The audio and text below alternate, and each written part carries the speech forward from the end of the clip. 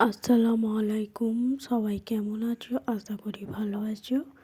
তো আজকে আমি একটা নতুন রেসিপি নিয়ে হাজির হয়েছি। আজকে রেসিপিটা বানাবো বিয়েবাড়ি স্টাইলের টমেটোর চাটনি।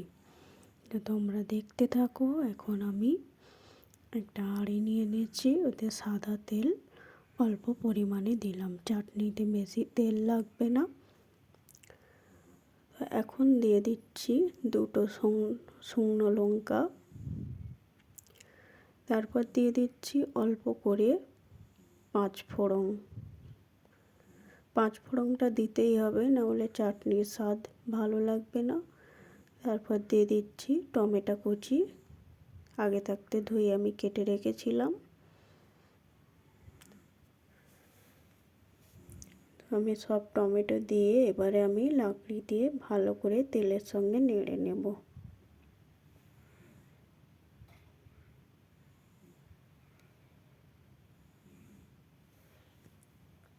তোমরা যদি টমেটোর চাটনি বানাতে চাও তাহলে এই রেসিপিটা ফলো করে বানিয়ে দেখো, খুবই টেস্টি হবে। আর খেতে কিন্তু একদম বিয়েবাড়ির মতো, বিয়েবাড়ির স্টাইলের মতোই লাগবে। তো এখন আমি লবণ দিয়ে দিলাম 1 চা চামচ, যাতে টমেটোটা একটু নরম হয়ে যায়।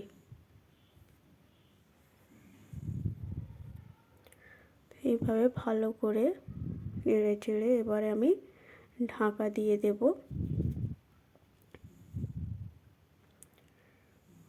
তো 15 মিনিট মতো আমি ঢাকা দিয়ে রেখেছিলাম। এখন আমি ঢাকাটা খুলে দেখব যে টমেটোটা অনেকটা গলে গিয়েছে কি। তো লাকড়ি দিয়ে আমি ঘেঁটে দেখছি যে টমেটোটা অনেকটাই গলে গিয়েছে, দেখতেই পাচ্ছ তোমরা। এইভাবে লাকড়ি দিয়ে ঠুকে ঠুকে আমি টমেটোগুলো গেলে দিচ্ছি, যাতে গোটা না হয়ে থাকে।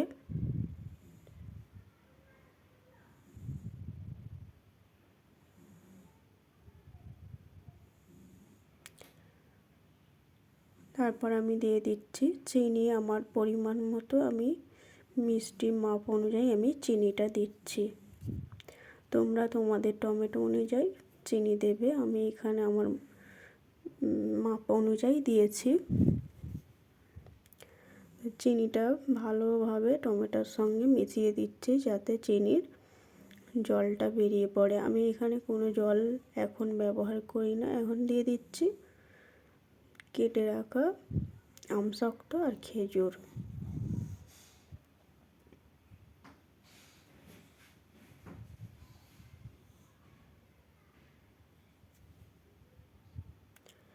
এইভাবে নেড়ে চেড়ে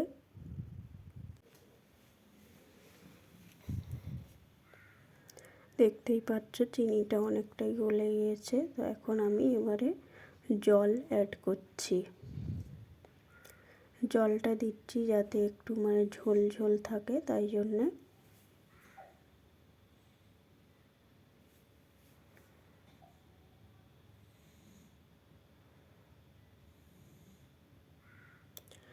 তোমরা যদি এই রেসিপিটা বাড়িতে বানাতে চাও তাহলে প্লিজ এই রেসিপিটা একটু ফলো করো।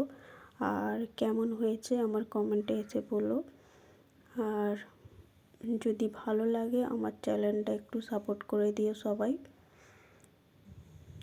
দেখো চাটনিটা অনেকটাই গাঢ় হয়ে গেছে। আমার চাটনি প্রায় হয়ে আসার মুখোমুখি। কালারটা দেখো কত সুন্দর হয়েছে, পুরো বিয়েবাড়ির স্টাইলের মতোই হয়েছে। এখন আমি কাজু আর কিশমিশ দিয়ে দেব।